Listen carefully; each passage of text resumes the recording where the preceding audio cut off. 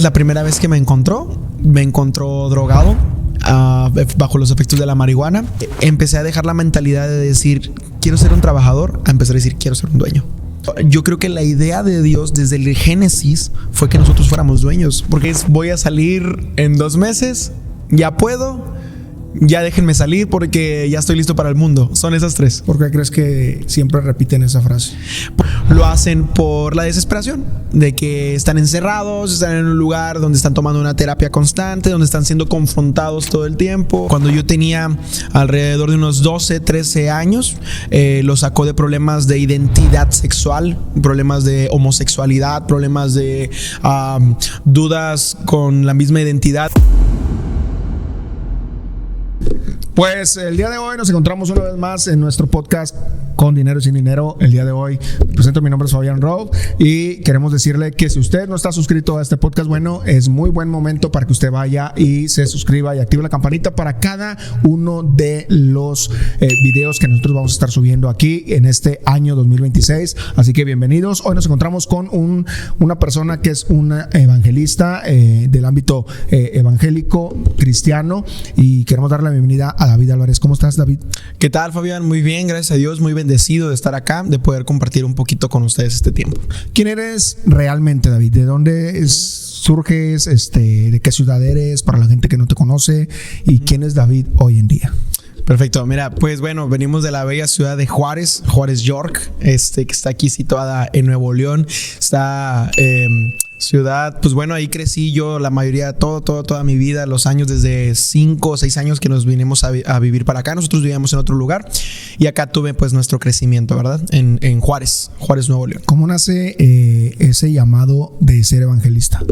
Fíjate, bien curioso, desde pequeño, yo cuando tenía alrededor de 8 o 7 años, yo compartía con mis amigos de la misma edad y hacíamos como mini células o reuniones en casa. Yo recuerdo que yo leía pues lo más impactante de veces que te topas de la Biblia, ¿no? Cuando eres principiante que dices, que el Apocalipsis, esto y lo otro, y lo leíamos juntos y yo no sabía que pronto esto iba a ser de lo que yo le iba a entregar mi vida totalmente a Dios. ¿Quién es realmente David cuando no está predicando? Cuando no está enseñando, cuando no está evangelizando. ¿Qué es lo que hay detrás de ese momento en la vida de David? Pues mira, la verdad es que cuando no estoy ministrando, cuando estoy predicando, cuando no estoy trabajando en la obra, podría decirte que realmente mi vida pues se enfoca mucho a esto, en cuestión de estar en la iglesia todo el tiempo sirviendo. Cuando no estoy acá, estoy atendiendo parte de un negocio que gracias a Dios me dio ese impulso de poder levantar, también consolidando. Podría decirte que la mayoría, el 100% estoy viviendo en esto. Entonces sería mi estilo y mi manera de vivir. ¿Cómo es vivir sirviendo dentro de la iglesia? Es muy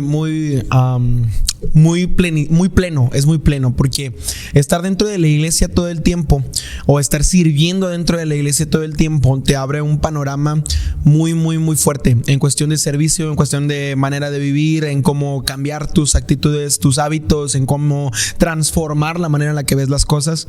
Y yo creo que eso no simplemente me ha ayudado para servir en casa, sino que es la iglesia, sino para estar sirviendo en todo lugar donde estoy. ¿Qué es para ti servir hoy en día? Fíjate, hay un concepto que ponía Jesús. Jesús decía, para ser el primero hay que ser el último.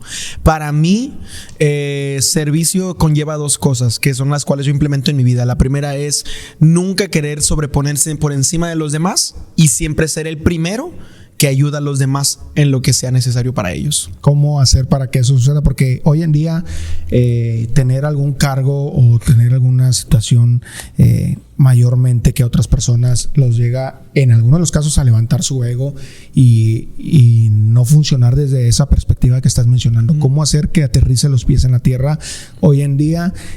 Porque tú sabes que la fama te hace que se te suba el ego, pero ¿cómo solucionar esa situación?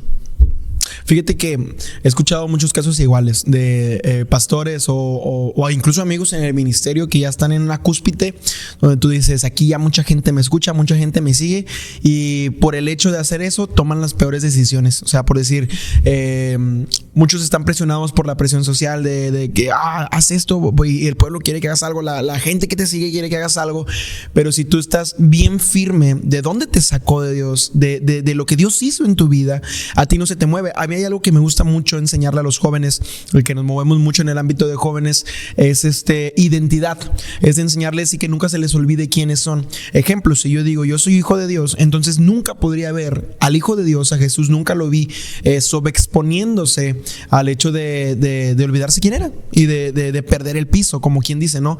Sino que él siempre recordaba quién era y que él no vino para ser servido, sino para servir. Entonces estas palabras yo las puse como un sello en mi corazón y la verdad es que me ha bendecido tanto, porque el hecho de no olvidarme de quién soy y de dónde vengo, de dónde él me sacó, me ayuda para mantenerme estable en todo esto. ¿De dónde saca Dios a David? Uy, eso está muy impresionante. Mira, cuando yo tenía alrededor de unos 12, 13 años, lo sacó de problemas de identidad sexual, problemas de homosexualidad, problemas de dudas con la misma identidad. Luego los 14 años de pandillerismo, de drogas, me relacioné con la marihuana, pero no, fíjate que no fue un ganche a otras drogas, sino que fue nada más y nada menos que a la marihuana, pero sí estuve en ese ámbito. De ahí también me rescató. Hubo tiempos donde había limpias en el lugar donde yo vivía, esas famosas limpias que iban los ¿limpias espirituales? No, las limpias de parte de las organizaciones delictivas que iban y limpiaban el área y esto, y yo escuchaba a menudo, ¿sabes qué? Tu amigo ya murió, tu amigo lo mataron, le hicieron esto, le hicieron el otro. Entonces ha sido algo fuerte, pero de esos círculos es donde él me ha sacado. ¿Cuál ha sido la parte que la gente no ve, pero Dios sanó tu vida y tus emociones y todo lo que eres? Fíjate, esa pregunta es muy buena.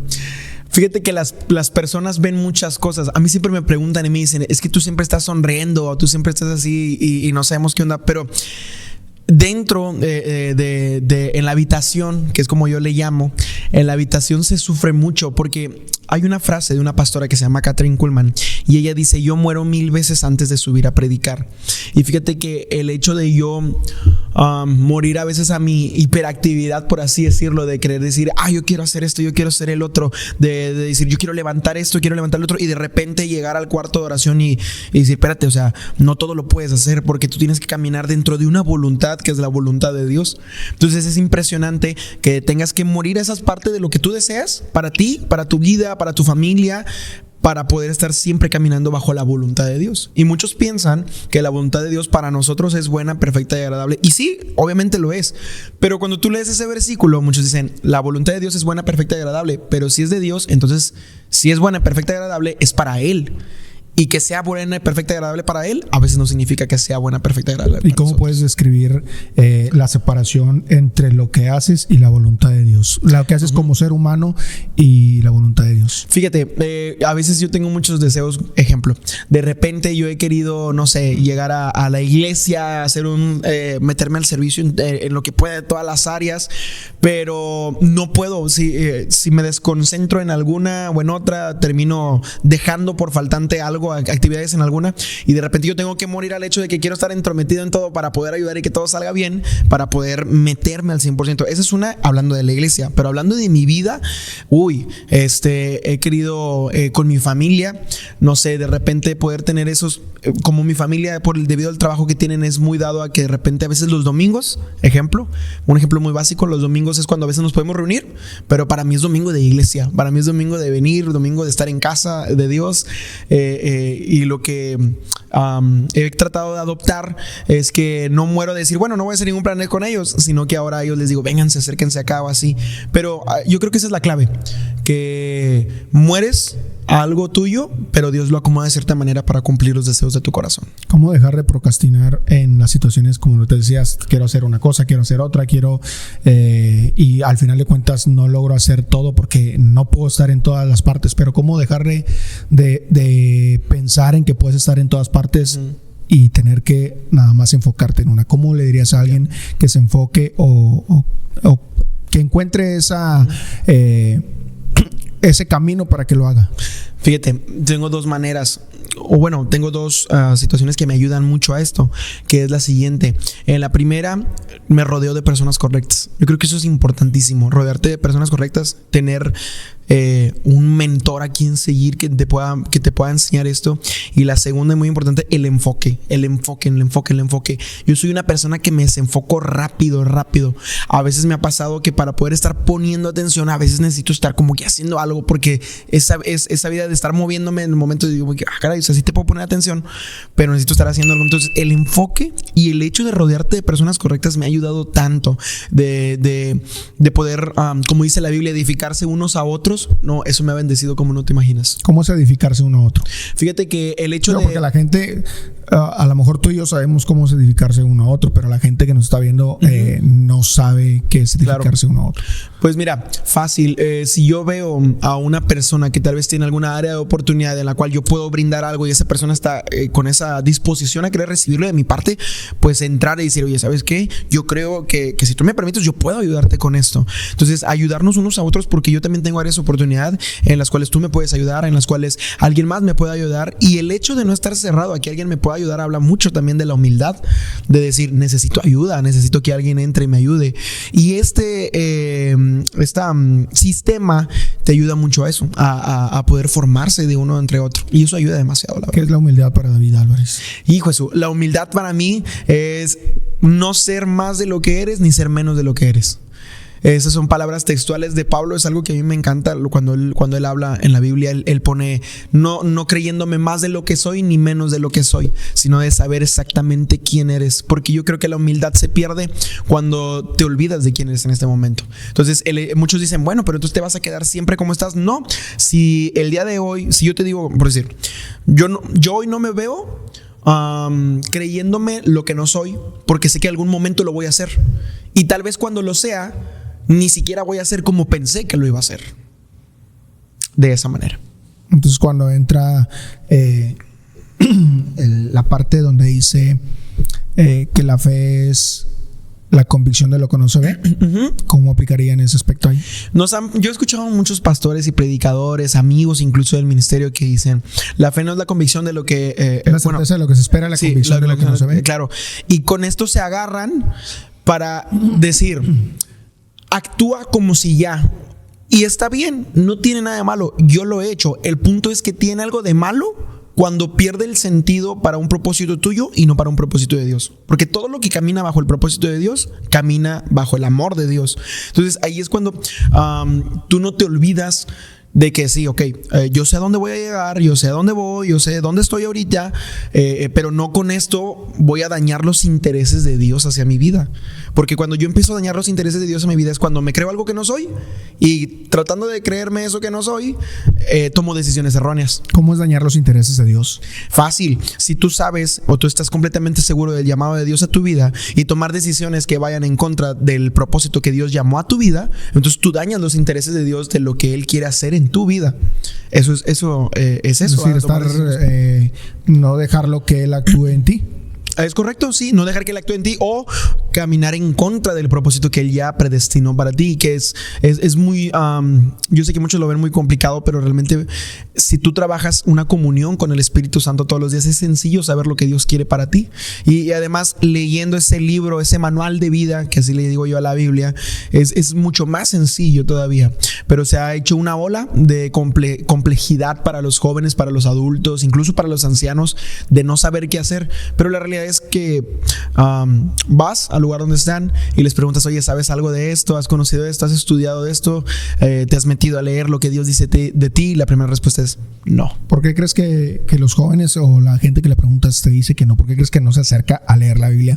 Yo he visto muchos empresarios que dicen que todo lo que la mayoría de las cosas que han aprendido ha sido a través de la Biblia. Pero hay muchos que, como tú dices, no. ¿Por qué crees que no se acercan a leerla cuando es un libro que te puede enseñar muchas cosas? Uy, fíjate que hace poquito yo esa misma pregunta le decía a Dios y le decía, enséñame qué puedo hacer para que ellos se enamoren de ti tanto como los está enamorando el mundo. Y de hecho hace poquito le comentaba a un líder de la iglesia y le decía, ¿qué podemos hacer nosotros para que ellos se enamoren de Él? ¿Qué está haciendo el mundo que nosotros no estamos haciendo para que se enamoren más? Pero fíjate que yo creo que ellos no se acercan porque se ha creado un concepto que a mí no me gusta mucho usar esa palabra, de religiosidad, de decirle al joven, entra al reino de Dios, entra a conocer a Dios, en comunión con Dios, pero olvídate completamente al 100% de ti.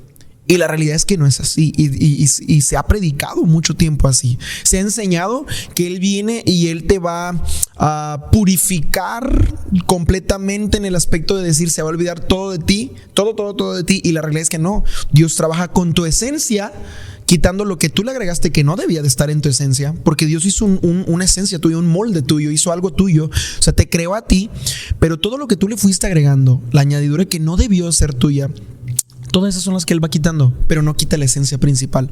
Y los jóvenes hoy tienen miedo a que, hijo Jesús, tal vez no voy a poder, no sé, ya no voy a poder juntarme con muchas personas, ya no voy a poder hablar de cierta manera. Entonces ellos piensan primero en restricciones que en una vida de acuerdo al Espíritu Santo.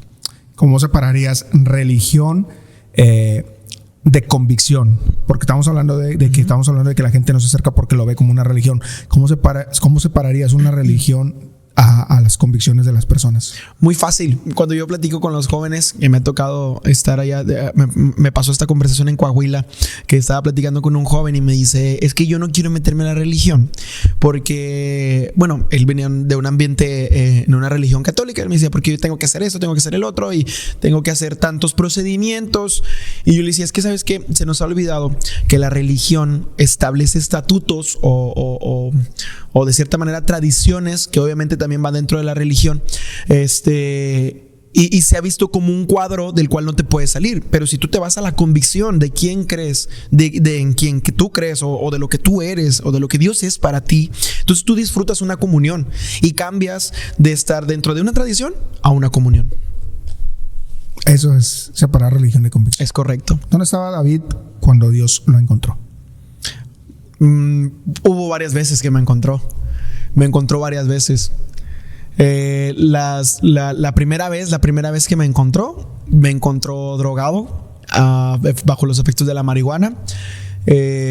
Mi abuelo era pastor evangelista igual. Él salía y predicaba a todos lados, y él siempre me decía una frase, me decía, tú eres mi retoño. Y a mí me caía bien mal que me dijera esto, porque cuando me decía eso yo sabía que me iba a tirar una cátedra de ya no estés en la calle, ya esto y lo otro. Entonces cuando yo estaba bajo los efectos de la marihuana, yo empecé a escuchar ese sonido en la cabeza de tú eres mi retoño. Y decía, ¿qué está pasando? ¿Qué está sucediendo? Entonces yo llego a una iglesia, a un lugar donde estaba sintiéndose la presencia de Dios de manera impresionante, y yo recordaba esto, tú eres mi retoño. Y dije, es que yo no entiendo por qué me atormenta eso. Y llego y empiezo a sentir cómo la presencia de Dios me encuentra, y en ese momento yo siento que se mete en mí esa convicción de decir, Dios restauró mi vida porque la restauró en ese momento, y decir, yo quiero entregarle mi vida por completo. Y ahí fue donde me encontró por primera vez. ¿Qué fue lo que tuviste que rendirle? Todo, le rendí mi vida entera. Yo estoy estudiado, tengo una carrera en electromecánica industrial, próximamente también estoy estudiando una licenciatura en marketing y gestión de ventas, pero todo eso no es que lo esté dejando abajo, sino que lo rendí bajo su voluntad, en cuestión de que ahora todo eso lo utilizo para el beneficio del reino de Dios. Entonces, yo he platicado con amigos jóvenes que me han dicho, yo quiero entregarle mi vida al 100% a Dios, y cuando platico con ellos me dicen, pero me da miedo no trabajar, o me da miedo no poder proveer porque soy hombre, me da miedo como mujeres, me da miedo no poder elegir un esposo a lo que a mí me guste, sino que tengo que estar esperando lo que Dios diga o así. Entonces le rindes todos tus deseos y rindes todo tu ser para lo que Él quiere para tu vida. ¿Cómo ser para esa situación que mencionas en este momento, que dices, ellos se ponen un pie para detenerse en el área de servir por la situación que comentas? ¿Cómo, si soy un hombre y tiene que proveer, cómo salir de esa mentalidad de que sí se puede, aún sirviendo y trabajando para Dios? Mira, a mí me costó 4 años. 4 años me costó. Yo llevo 5 años, es muy poco la verdad de tiempo de ministerio. Llevo 5 años predicando, ministrando en lugares, y ese problema siempre ha sido porque en mi cabeza mi papá siempre corto tiempo que estuvo con nosotros me decía, ¿sabes qué? Tú eres hombre, tienes que proveer, tienes que ver por tu futuro. De hecho, la realidad por la cual yo estudié electromecánica industrial fue porque él me decía, de esto nunca se va a acabar el trabajo, porque va a venir la robótica y va a quitar a muchos, pero mantenimiento nunca se va a ir, nunca se va a ir electromecánica. Entonces él me decía y me metía mucho esto y lo arraigó tanto en mí que tuve que desaprender para volver a aprender que Dios sí lo puede hacer, y empecé a educarme financieramente. ¿Cómo? Empecé a dejar la mentalidad de decir quiero ser un trabajador a empezar a decir quiero ser un dueño. Y el hecho de decir quiero ser un dueño no es simplemente decir no, ¿sabes qué? Voy a hacer esto, voy a hacer el otro y ya va a pegar. O sea, es todo un proceso, el proceso del emprendedor, como quien lo dice, probar, fallar, tal vez aceptar, tal vez que caiga muy bien, tal vez que sí sea bueno, que no sea bueno. Pero yo creo que la idea de Dios desde el Génesis fue que nosotros fuéramos dueños, porque fue lo que le dijo a Adán: sojuzga, administra la tierra. Él no decía trabájale a los demás, decía sé tú la cabeza que dirija todo lo que llega a tu casa. Entonces ese es el principio. ¿Cómo hacer cambiar el chip de empleado a dueño cuando te das cuenta que las escuelas te están enseñando para ser un empleado y no para ser un dueño? Lamentablemente en México lo vemos terminando el estudio. Cuando tú terminas de estudiar, tú vas y te metes a un lugar y te das cuenta que nada se mueve como te enseñaron en la escuela. Nada. Pero algo que a mí me ha ayudado mucho es ese maravilloso manual de vida. Porque cuando tú vas ahí, la Biblia te impulsa literalmente a generar tus riquezas. De hecho, yo escuché de una sociedad que sacaron, va a sonar muy mal de mi parte contarlo, pero una Biblia de las finanzas, por así decirlo, que no es una Biblia de las finanzas, simplemente sacaron el concepto y agarraron todos los versículos donde habla sobre cómo educar tus finanzas, pero la realidad es que la Biblia habla de eso. Entonces, ¿cómo puedo estar seguro de que mis hijos van a recibir una educación financiera aunque no la estén recibiendo en la escuela? Importándome, metiéndome en eso. Y como joven, sabiendo que si mi escuela no lo está dando, ponerme a estudiar yo. Además, la Biblia puede ser y siempre va a ser la base sobre la cual fundamentemos todas las cosas que aprendemos. Por ahí hemos visto que has estado en centros de rehabilitación. Te gusta visitar centros con rehabilitación para adicciones de cualquier tipo, pero ¿cuál es la mentira que más se repite en una persona que está pasando por adicciones? Voy a salir en 2 meses, ya puedo, ya déjenme salir porque ya estoy listo para el mundo. Son esas 3, siempre. Ya estoy listo, mañana voy a mejorar, mañana voy a cambiar, y es lo que siempre escuchas. ¿Por qué crees que siempre repiten esa frase? Porque yo creo que muchos, los que van entrando a los centros de rehabilitación, lo hacen por la desesperación de que están encerrados, están en un lugar donde están tomando una terapia constante, donde están siendo confrontados todo el tiempo. Entonces, ahí es donde tú dices, pues tal vez lo están haciendo porque quieren un grito de auxilio para salir, para algo, pero realmente a veces, la mayoría de veces no es porque tengan un cambio dentro de ellos, sino porque está gritando la libertad que perdieron por el hecho de estar dentro de un centro de rehabilitación.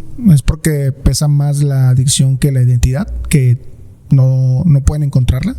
No, yo creo que para las personas que tienen adicciones, porque no es que no puedan encontrarla, es que nunca la buscaron y nunca se les impartió.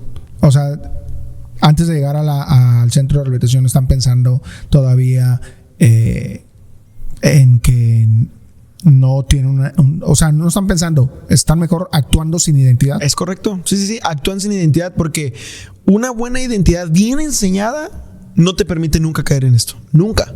Porque si tú le enseñas bien a tu hijo quién es, de dónde viene, ejemplo, si tú tienes a tu hijo, si tú le enseñas a tu hijo, le dices, esta es mi casa, tú eres mi hijo, yo te amo y quiero que sepas que bajo estos principios camina Fabián. Y tu hijo va a decir, mi papá trabaja sobre esos principios, entonces yo tengo que trabajar y tomar mis decisiones bajo esos principios, porque son principios que a él le ha funcionado.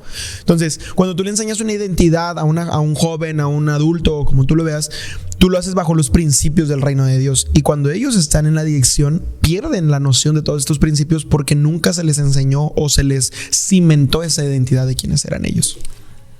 En los centros de rehabilitación, a los que has ido y algunos que he conocido, se les habla acerca de Dios, pero aún saliendo de ese lugar, ¿por qué crees que no lo han conocido totalmente? Ok, mira, yo he estado compartiendo también en centros de rehabilitación. De hecho, yo soy de esas personas que está compartiendo todo el tiempo en diferentes, y he visto casos donde los regresan, donde ya los graduaron, por así decirlo, esa es la palabra que utilizan, y los regresan, se volvió a drogar, recayó. Pero la realidad de eso es porque la identidad no solamente depende de lo que tú le enseñas a las personas, depende de la voluntad de seguir edificándonos a mí mismo, de seguir creciendo en Dios, de seguir decidiendo tener la identidad de Dios. Porque una cosa es que tú aceptes que Dios esté en tu vida, pero otra cosa es que lo practiques todos los días. Entonces, el hecho de hacerle entender a las personas de que, oye, esto es lo que acabas de comprender, esto es lo que acabas de entender de parte de Dios, pero allá afuera es todos los días, y aquí adentro también. O sea, y cuando salen allá, a veces llega el momento de la prueba donde ves no sé, a mí me ha pasado, había una rehabilitada, todavía me acuerdo, que se salió del centro de rehabilitación, que ella ya podía, llegó a un punto de droga y ella dijo el primer día, no, yo no quiero porque ya me rehabilité y que no sé qué, y al segundo día le vuelven a decir, ándale, agarra. Entonces, agarra y vuelve a drogarse. El punto es que tú puedes decir, bueno, pero ella ya conoce su identidad. El punto es que no todos los días decidió ejercerla. Entonces, la clave es decidir todos los días caminar bajo esa identidad. ¿Y cómo se ejerce y cómo se camina para una persona que está saliendo de rehabilitación? Si su entorno o su colonia donde ella vive está pasando por esa situación, ¿cómo hacerlo para que ella... Fíjate, hay una frase que hemos escuchado mucho, que dicen, no es que el mundo te gane a ti, es que tú te ganes al mundo. Entonces, este concepto de tener bien pensado, de decir, caray, sí es cierto, o sea, no se trata de que si ya hizo la obra Él en mí, yo vaya y me vuelva a dejar influenciar por lo mismo, sino decir, a ver, estás recordando, es lo que te decía ahorita, nunca olvidarte de dónde vienes. Si ya estuve ahí, ¿por qué me regreso de nuevo? O sea, ¿por qué ir otra vez? ¿Por qué ir a repetir el proceso? Entonces, ejercer esa identidad es eso, es recordar lo que tú eres a base de lo que ya viviste. Muchos, desgraciadamente, que no debe de ser así, llegan a una identidad en Cristo por lo malo que vivieron. Entonces, no debería de ser de esta manera. ¿Cuáles son los testimonios que has visto dentro de un centro de rehabilitación que tú digas, wow, estoy sorprendido porque lo que no pensaba que Dios podía hacer, lo acaba de hacer en este momento? Wow, no tengo varios, pero uno de los que más me ha impactado es un joven de 14 años que era su tercer centro de rehabilitación, y cuando llega ahí estábamos predicando, estábamos ministrando, la presencia de Dios cae, hay un mover de Dios impresionante.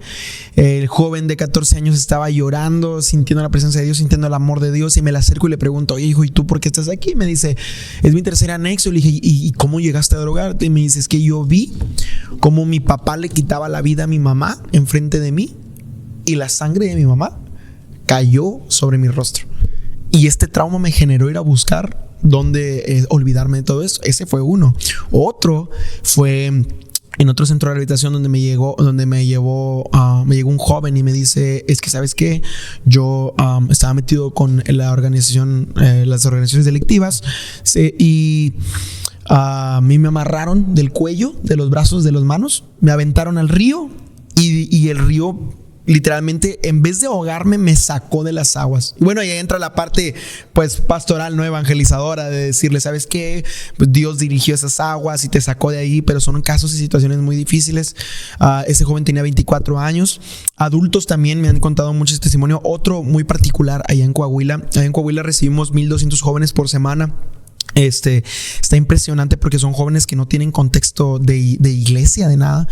Y llegó un adolescente. Nosotros hacemos un chequeo antes de que entren al campamento. Es un campamento en Coahuila, y quitamos unos útiles escolares porque son punzocortantes, ¿verdad? Para evitar conflictos. Y al final entregamos estos objetos punzocortantes a la adolescente, y ella nos dice, no, ya no lo quiero. Y yo le dije, ¿cómo no vas a querer tus útiles? Y adentro de los útiles venía un cúter. Entonces ella va a su mochila y saca una carta y me la trae y me dice, esta es mi carta de suicidio. Yo con ese cúter me iba a quitar la vida aquí, pero acabo de conocer a Cristo y ya no la ocupo. Entonces esos son unos muy pocos de muchos que impactan tu vida, la verdad. Son unos de los que han confrontado. Sí, yo he salido de los centros de rehabilitación y he dicho, me estoy quejando de mucho en mi vida y no he vivido ni el 0.5% de lo que estos hermanitos han vivido. Es impresionante lo que han vivido. Te cuentan unas que no te las puedes imaginar. ¿Alguna vez Dios te ha usado cuando no te sentías listo? Sí, de hecho siempre me usa así. Porque el hecho de... yo pienso esto, es una filosofía que he metido mucho en mi vida, que entre más piensas que no estás listo es cuando más te usa. Porque entre más estás esperando a ver qué Él te va a decir para hacer o qué vas a hacer, es cuando Él más está dispuesto a usarte, porque Él sabe que no vas a actuar bajo las convicciones tuyas o lo que tú crees que es correcto, sino que siempre vas a estar esperando que lo necesitas a Él. Entonces yo creo que la mejor manera en la que Dios te use es no estar completamente preparado, no en el hecho de saber qué hacer, no en el hecho de no saber las cosas, sino en el hecho de saber qué hacer, sino de que siempre esperártelo todo de Él. Obviamente no estoy diciendo que no estudies, que no te metes a leer la Biblia, que no estudies teología. También estudié teología cierto tiempo, pero todo eso me ha ayudado mucho a conocer a Dios. Pero cuando estoy ya en la operación, por así decirlo, simplemente estoy esperando a que Él sea el que va a dirigir todo. ¿Cómo es conocer a Dios, David? Fíjate que para mí ha sido a Dios lo he conocido como mi Padre, a Jesús lo he conocido como mi maestro y al Espíritu Santo como mi mejor amigo. Yo creo que cada uno se le acerca de diferente manera, de acuerdo a lo que necesita. Pero cuando en casa mi padre no pudo estar ya presente, a mí se me hacía una ausencia. Luego fallece mi abuelo, que era el único que era para mí como una figura paterna. Fallece mi abuelo y empiezo a tratar de buscar una paternidad donde nunca la iba a encontrar. En la calle, en amigos, en señores que eran amigos míos. Yo me juntaba mucho con personas adultas, y nunca encontré esa paternidad, hasta que un día fue la paternidad de Dios y empecé a conocerlo como un padre. Luego conocí a Jesús, conocí la obra de Jesús y lo conocí como un maestro, como alguien que puede enseñarte que tu vida sí puede cambiar, que sí hay un sí. Y luego conocí al Espíritu Santo, que se convirtió en mi mejor amigo. Wow, ¿cómo es la manera de manejar y ver el dinero para David? Eso es muy interesante. ¿Cómo ve el dinero y cómo lo manejas? Fíjate que hasta ahorita he tenido muchas áreas de oportunidad en la administración de finanzas. Muchas áreas de oportunidad. Pero para mí el dinero no es un problema. Yo siento y sé quién es el que está conmigo. Pero estoy tan de acuerdo tanto con este pensamiento, pero no se me puede escapar el decir fe y acción. Porque tú puedes decir, no, ¿sabes qué? Dios es el dueño de todo y su palabra dice que si vas y diezmas y siembras, vas a tenerlo todo. Y la realidad es que no es así. O sea, Dios te da el hecho de que vayas, diezmes, ofrendes y hagas lo que quieras, pero si tú no das un resultado con lo que Dios te está entregando, entonces no está funcionando. Porque al final de cuentas, lo que tú estés haciendo para bendecir la casa de Dios o esto, Dios te empieza a abrir puertas. Tal vez, no sé si conoces esta historia, la que dicen, que estaba un señor en el mar y que decía, necesito que me manden ayuda, Dios me va a ayudar. Y la del barco, ¿no? Que mandan un barco y que le dicen, no, ahorita va a venir Dios. Y lo mandan en una lancha y no, ahorita va a venir Dios. Y cuando se muere, oye, señor, es que te pedí ayuda. Y te mandé barcos, ¿va? Te mandé lanchas. Entonces, yo creo que acá es igual. Cuando recurres a estas finanzas del reino, por así decirlo, donde tú vas, esta provisión del reino, donde tú vas y estás seguro de que Dios va a proveer, yo creo que Él provee siempre y cuando tú pongas acción. Y algo que a mí me ha chocado mucho estos días en ver en diferentes tipos de equipos o ministerios es que ellos abusan mucho de lo que Dios les ha entregado. Una mala administración de abusar de lo que Dios te ha entregado también te quita demasiado el poder crecer en este ámbito. Y creo que el hecho de ver el dinero como un simple papel, que es algo que Dios te puede otorgar con la sabiduría que ya te dio, yo creo que eso te ayuda demasiado. Porque nunca se te olvida quién eres y nunca vas a utilizar ese dinero para tus propios intereses, en cuestión de decir, esto solo es mío, no quiero ayudarle a nadie más, sino de decir, yo sé que esto es de Dios y esto es para Dios. Y algo, perdón, 3, 2. Algo que me ha funcionado mucho a mí es el hecho de que todo lo que estoy haciendo, como yo le entregué mi vida 100% a Dios en el servicio, todas las finanzas que tengo de ahí se dirigen a algo que tenga que ver con eso, siempre. Entonces eso a mí me hace vivir de una manera segura, de decir, nunca me va a faltar, porque el propósito el que yo estoy contribuyendo no es uno mío, sino que es de parte de Dios. ¿Qué opinión tienes acerca de hoy en día que hay mucho en las redes sociales que nombran el evangelio de la prosperidad. Wow, ese es un tema muy bueno. Ese es un tema muy bueno. Porque hablabas ahorita de abusos de esta situación donde dices, todos los intereses que lleguen financieramente son hacia mí y van caminando para hacerlo para con Dios. Pero hay abusos que son abusar de la gente, abusar de sus finanzas y abusar de lo que se está dando, no para el beneficio, como decías, para todo lo que va encaminado con Dios, sino para el beneficio mismo. Entonces, a raíz de todo eso, se ha hecho o se ha dicho a través de las redes sociales y se viene diciendo que está mal implementado y que hay un evangelio de la prosperidad. Mira, es muy interesante. Yo he escuchado mucho esta red del Evangelio de la Prosperidad y estoy de acuerdo y no de acuerdo. ¿Por qué? Porque sé que Dios te quiere próspero, sé que Dios te quiere bendecir, sé que Dios bendice de manera exorbitante, pero el hecho de que sea para su propósito es algo que siempre tiene que ir de la mano. Tú lo decías, no para abusar para los intereses propios. Ejemplo, no por eso significa que tú mates tus intereses, porque muchos piensan, bueno, esto es para Dios, simplemente va a ser para que Dios cumpla todo eso y te sacas a ti del plano, y realmente no es así.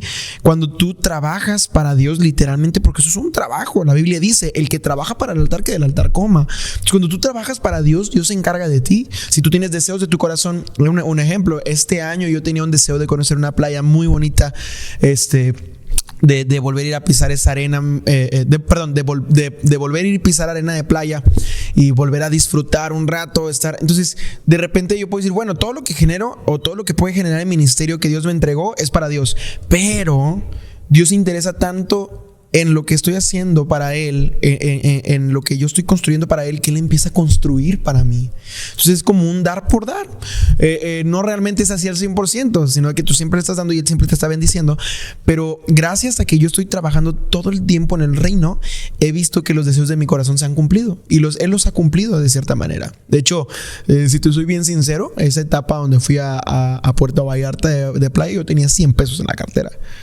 Y estuve comiendo de la mejor manera como no te imaginas. Dios estuvo proveyendo de todas las maneras, todos los días, por simplemente estar siempre trabajando con Él. Y sí creo que Dios quiere que por medio del evangelio tú seas próspero. Lo creo totalmente, porque no puedes pensar en Dios y no pensar en que vas a vivir de una manera abundante.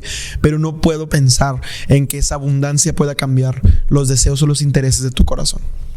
Aplicando los intereses de nuestro corazón. Yo estoy de acuerdo también en cierta parte del área, como tú lo mencionas, en sí y no. Por lo que has dicho, ¿verdad? Son los intereses sin perder principios, valores y la lealtad. Y creo que eso es lo primero que te puede pedir Dios a ti, a tu vida, como seguidor de Él. Claro. En este caso, David, Dios restaura finanzas, pero solamente finanzas Dios restaura las finanzas, pero ¿las finanzas o solo el alma? Uy, Dios restaura el alma. Es que no puede haber finanzas sanas si no hay un alma sana. Porque alguien que tiene un alma sana simplemente está pensando en prosperar en todas las áreas de su vida, en la familia, en lo social, en el ministerio y en las finanzas de manera sana. Y cuando tu alma no está sana, ¿y si hay finanzas? Eso está muy interesante. Porque muchos, al querer sanar el alma con Dios, obviamente, entran al reto de perder lo que han hecho con lo malo que han vivido para volver a empezar desde cero. Porque cuando tú vas a la Biblia, tú te encuentras que Jesús decía: el que no nace de nuevo, entonces no puede entrar al reino. Y la Biblia dice: el que no es criatura nueva, entonces no. Y si todo eso conlleva todas tus finanzas, mira, yo tuve que matar cosas de mis finanzas. Yo tuve una agencia de meseros. Y en la agencia de meseros yo fui parte de muchos coludidos en dinero fantasma.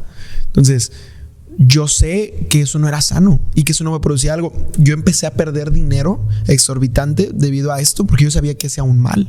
Entonces, cuando tú empiezas a sanar tus finanzas, yo tuve que dejar la agencia por completo, porque no era que tú dijeras, no, voy a salvar una parte, toda estaba mal. O sea, había mal por todos lados. Metías 5 sueldos de 5 meseros que no fueron, y esos 5 sueldos no les ibas a pagar a esos meseros. Esos 5 sueldos eran tuyos. Claro. Entonces, no puedes decir eso es vivir en integridad. No puedes decir, no, voy a sanar el alma, pero mis finanzas van a seguir igual, porque no es así. O es todo o no es nada. Ya se quedó pensando, ya lo ministré. Déjame repetir. No, eso yo no he hecho. O sea, sí lo llegué a hacer también, ¿verdad? Todos. Claro, sí, no, pues es que es parte de todas. ¿Qué principio financiero aprendiste después de ser restaurado de esta situación que nos estás diciendo en este momento? Porque no iba de acuerdo a la integridad tuya.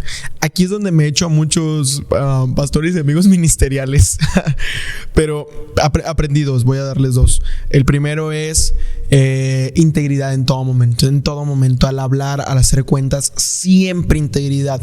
Porque cuando tú amas a Dios y tú caminas bajo Dios, Dios siempre va a sacar a la luz lo malo que hiciste. Si en algún momento tú llegas a trabajar mal en las finanzas, en algún negocio, o le quieres esconder algo a tu socio, pero tú estás caminando bajo la voluntad de Dios, Dios va a decir, hey, esto no va aquí. Y lo va a revelar, y ten por seguro que tu socio se va a enterar o algo va a suceder y vas a quebrar, porque tú estás diciéndole a Dios, rindo mi vida ante ti. Es el primer principio, integridad. Y el segundo, muy importante, dejé de ver el dinero como una semilla y la empecé a ver como un fruto. A ver, platícanos un poco acerca de eso. Fíjate, esto quebró mi cabeza de una manera impresionante. Sí, porque todo el mundo dice, tienes que dar la semilla, tienes que siembrar la semilla.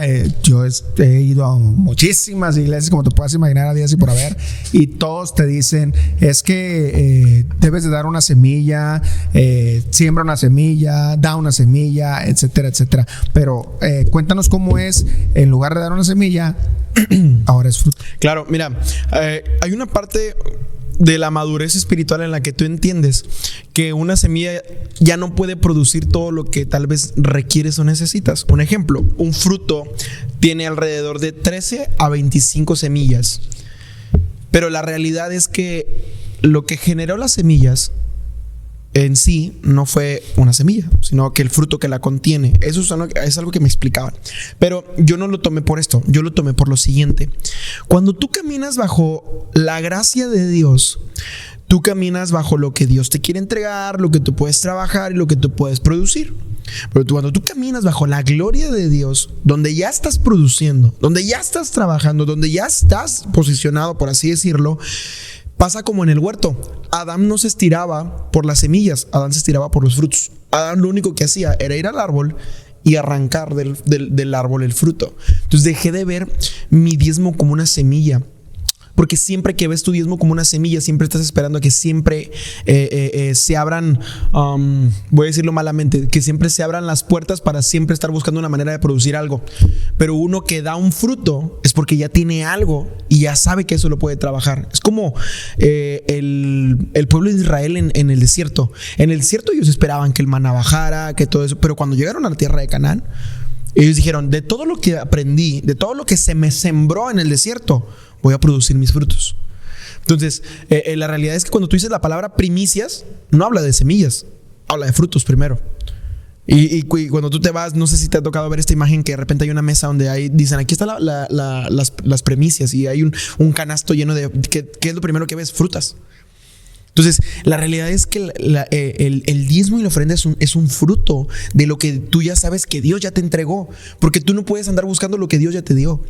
Dios ya te dijo que eres bendecido, Dios ya te dijo que eres prosperado, y si tú constantemente estás buscando con una siembra y con una siembra y con una siembra, nunca vas a llegar, porque tú tienes que concluir que ya está dentro de ti. Tienes que creer que ya está dentro de ti. Entonces, yo no siembro semillas, yo no diezmo semillas, yo diezmo frutos. porque es el fruto de lo que yo ya sé que Dios está haciendo conmigo y de lo que Dios ya me entregó a mí. Ok, aquí mencionas algo importante que dices, las primicias, si tú te das cuenta, son frutos, y si vemos en las primeras primicias, no se refería a dinero, pero hoy en día algunas ciertas iglesias, denominaciones, etcétera, lo relacionan mucho con el dinero. ¿Es realmente la base de las primicias el dinero, o cuando se refieren a primicias, a qué se refieren exactamente? Y te lo voy a hablar desde el ministerio evangelístico, porque un ministerio pastoral te va a decir totalmente lo diferente. Un ministerio pastoral te va a decir, sí, el dinero. Muchos no, la verdad. La mayoría. Pero desde el ministerio evangelístico te voy a decir que para mí una primicia es desde el que va y pone una silla, hasta el que barre, hasta el que sirve, hasta el que genera contenido. Para Dios todo es una primicia, todo. Y para Dios es todo un fruto. Ejemplo, yo a veces voy con mi pastor. Yo todo el tiempo estoy sirviendo aquí en casa al 100%, y voy con mi pastor. Él me dice, muchas gracias por tu servicio. Y yo le digo a él, tal vez hubo momentos en los que no pude sembrar finanzas, pero te siembro todo mi tiempo. O sea, una vez le dijeron al pastor una frase que me comentó que me gustó. Él decía, mis pasos no van contigo, pero sí mis pesos. Y otro le dijo, mis pesos no van contigo, pero sí mis pasos. Entonces realmente todo es una premisa, desde tomarte el tiempo hasta de orar por alguien. Mira, para mí es una premisa que yo sé que hay personas, amigos míos en el ministerio, que están orando por mí para que Dios en su gracia siempre esté usando mi vida para algo. Entonces para mí es una primicia eso, es una siembra. Tengo un amigo por ahí que también hablo mucho hablar con él, que es Dieguito, y tiene una óptica y me sembró estos lentes, y él me dice, tal vez no te puedo sembrar dinero, pero mis padres querían darte estos lentes. Entonces yo digo, no manches, para mí es una siembra eso también. O sea, porque al final de cuentas le metes importancia, interés, trabajo, esfuerzo, dedicación, y todo eso lo ve Dios. Dios no puede pasar desapercibido todo eso simplemente por el dinero, porque de hecho yo creo que lo que revela tu corazón es el dinero. O sea, cuando tienes dinero se revela tu corazón, y cuando no lo tienes también se revela. Porque muchos quieren bendición económica sin responsabilidad, David. Fácil, porque es más fácil poder cumplir los deseos que tú tengas cuando no tienes una responsabilidad. Fíjate que ha llegado veces que en el ministerio de repente llegan siembras, y te voy a decir algo muy serio. Yo a veces he dicho, ¿y si esto lo guardo para esto? La verdad, porque a veces digo, tal vez es para esto o así, pero siempre estar en comunión con la voz del Espíritu Santo te ayuda a saber que eso tiene un peso. O sea, tú no puedes, ejemplo, hace poquito, antes de irme a Coahuila a vivir, se me acerca una persona y me dice, ¿sabes qué? Dios puso en mi corazón entregarte este dinero para que lo utilices para comprar esto. Entonces yo estaba en el lugar donde lo iba a comprar y dije, pero también falta esto de acá. ¿Será que esto también lo puedo utilizar? Y yo me acuerdo que escuché la voz del Espíritu Santo decir, no, utilízalo para lo que yo dije.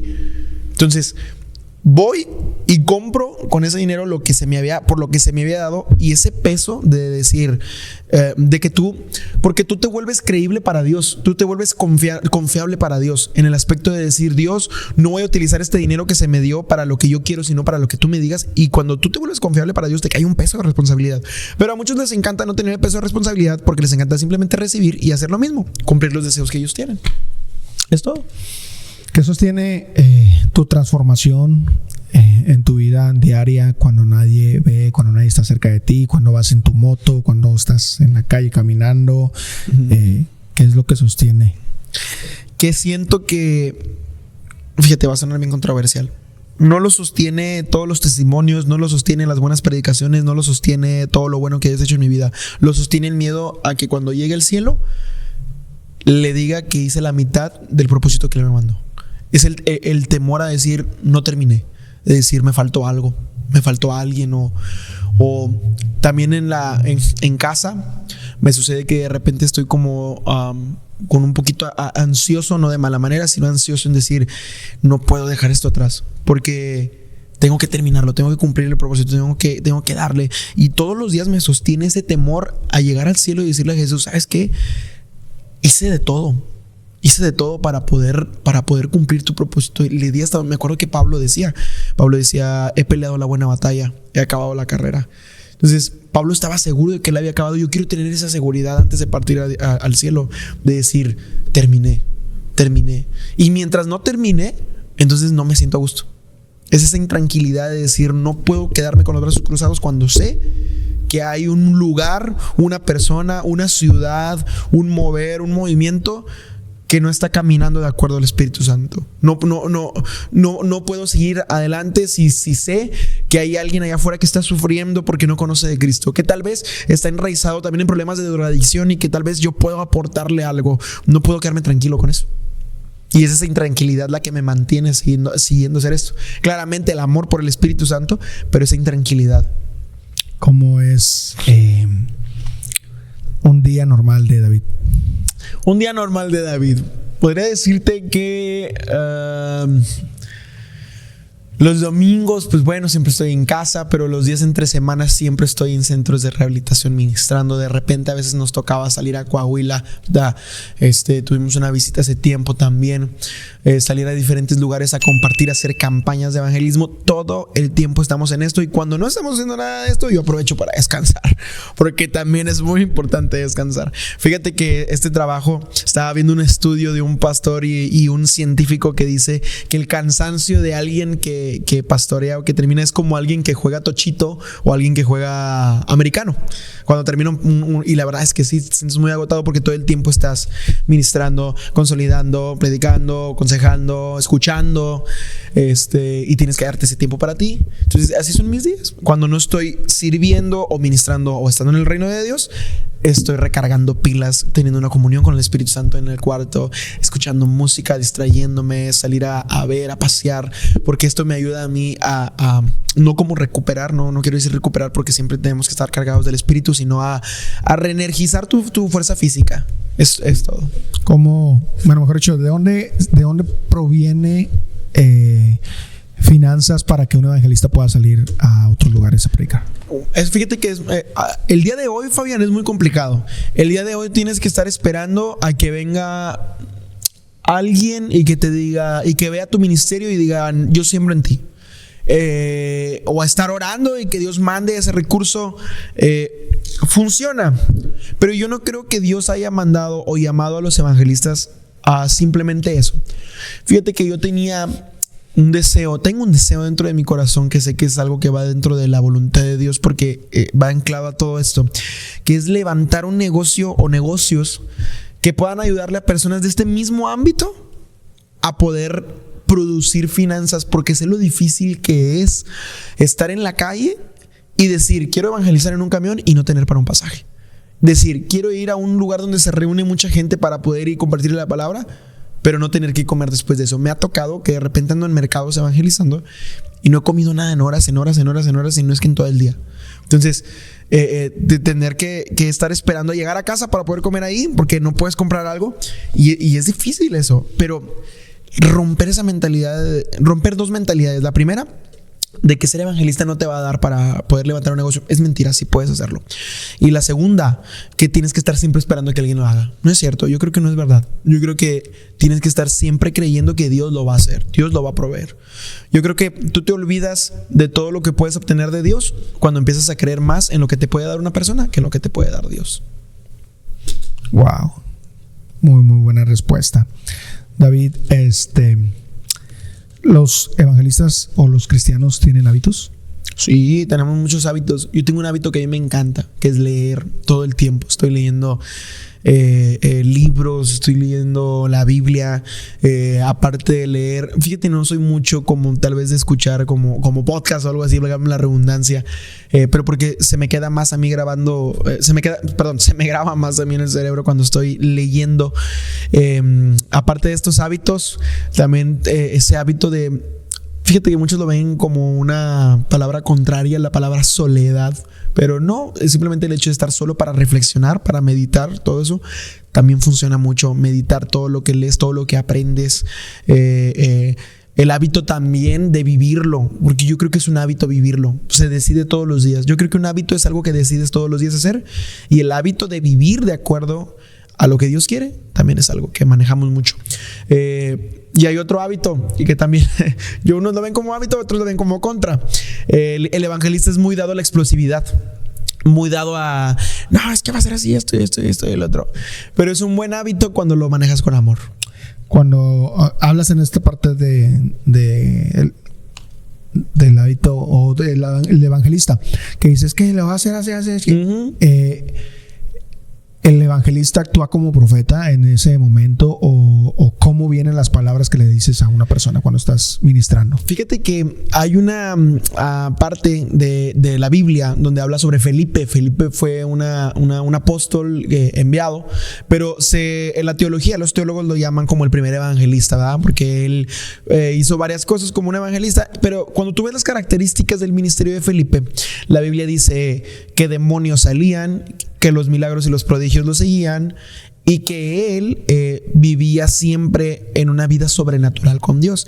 Se dice que Felipe fue teletransportado por el Espíritu Santo cuando fue con el eunuco a predicarle, que fue con el eunuco y le explicó las escrituras, que tuvo una función de maestro también.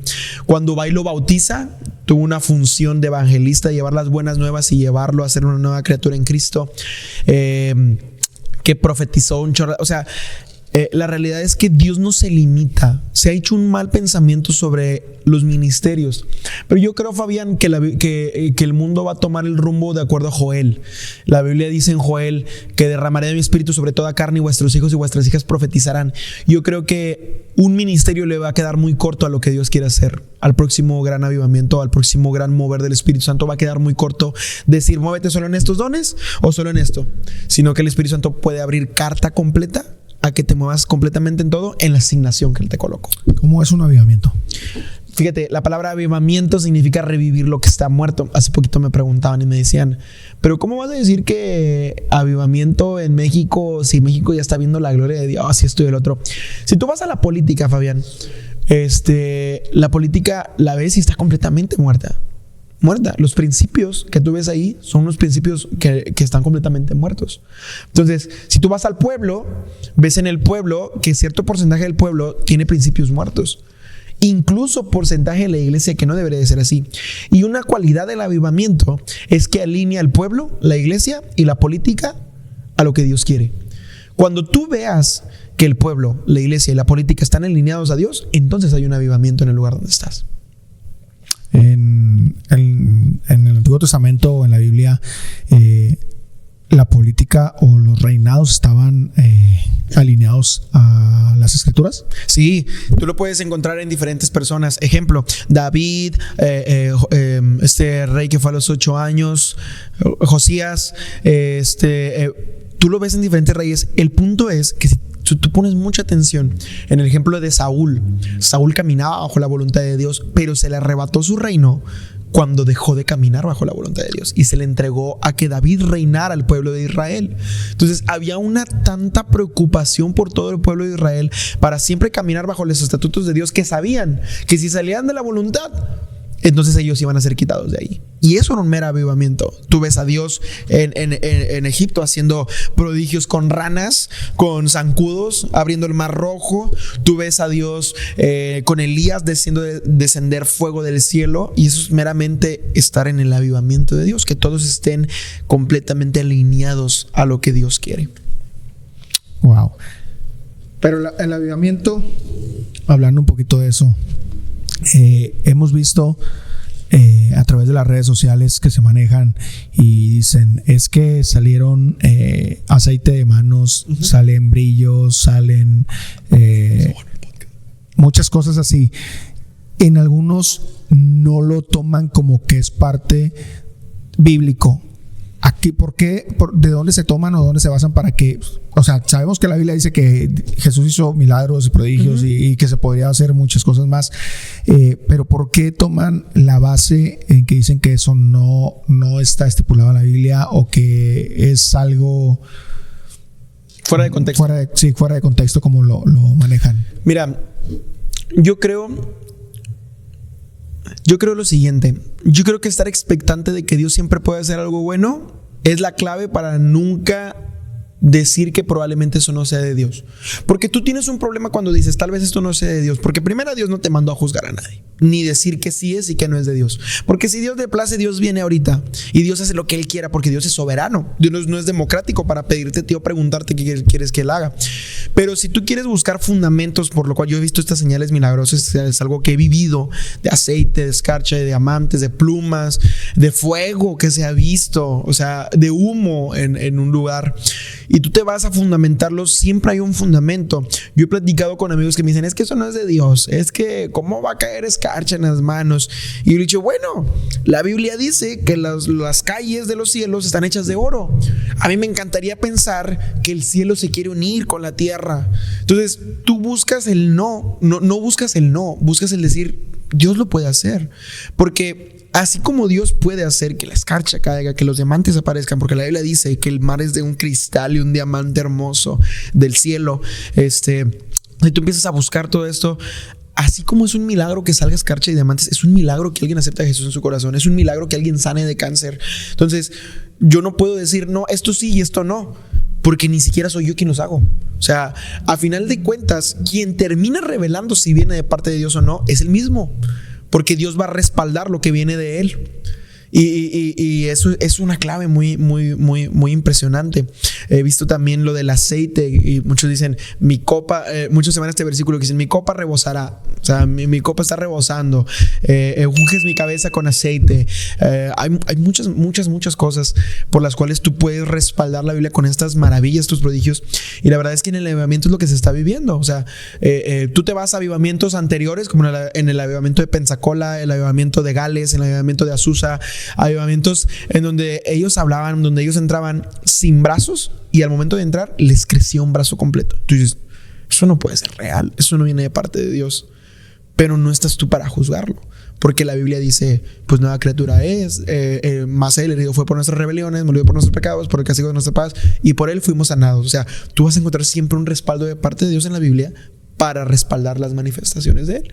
Y a final de cuentas, si un día no encuentras alguna que tú digas, esta no, simplemente te metes a orarlo y decir, Señor, ¿esto es para mí o no es para mí?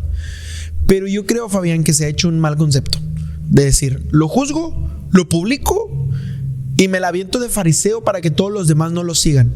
Y ahí es donde entra la otra parte, donde todos dicen, entonces vas a dejar que lo haga. No, uno tiene que tener la responsabilidad de orar y de decir si viene o no viene. Y si no viene, déjalo, Dios le va a tomar cuentas a él.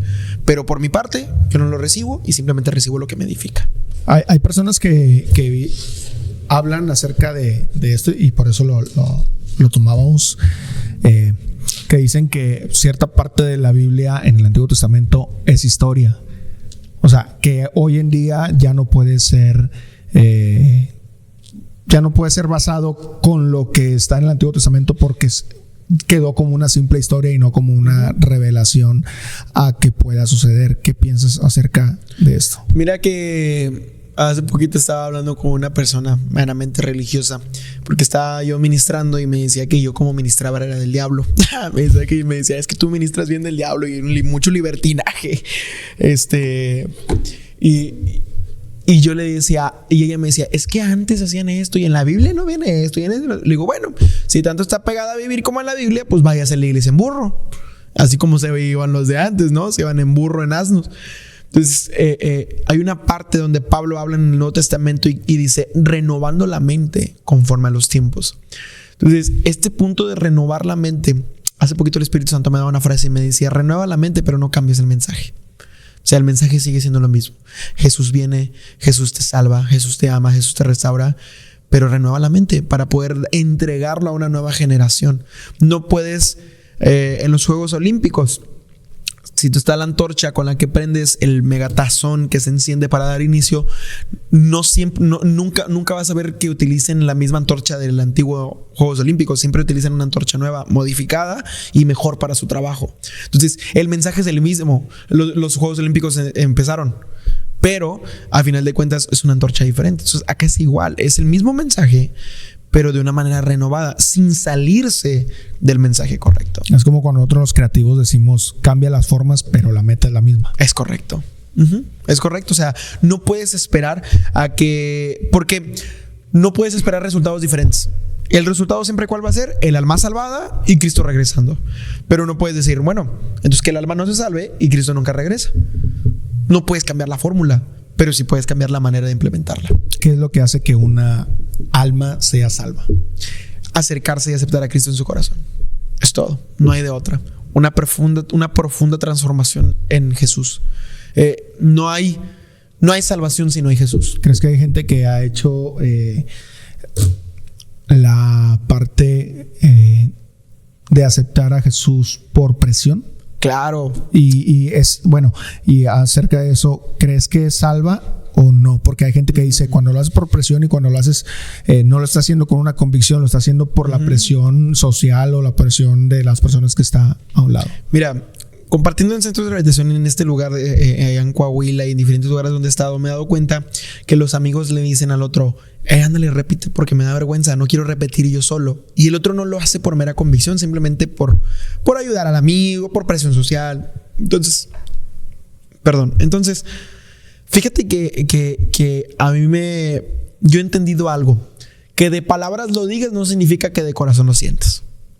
Hay muchas cosas. Ahí está esta famosa frase de menos palabras, más acción.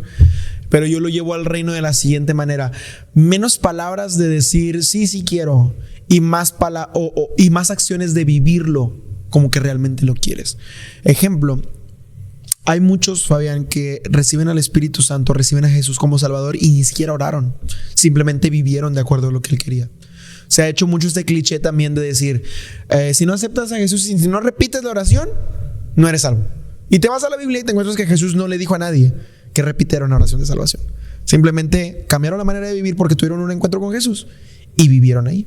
Entonces, realmente no es que el hecho, porque tus palabras tienen mucho poder, claro que sí, nadie dice que no, pero eso no afirma que Jesús viva dentro de ti, sino la manera en la que lo vives, en cómo vives y en la que deseas vivir por siempre. Entonces, aquí entra una pregunta. ¿Yo puedo vivir en integridad?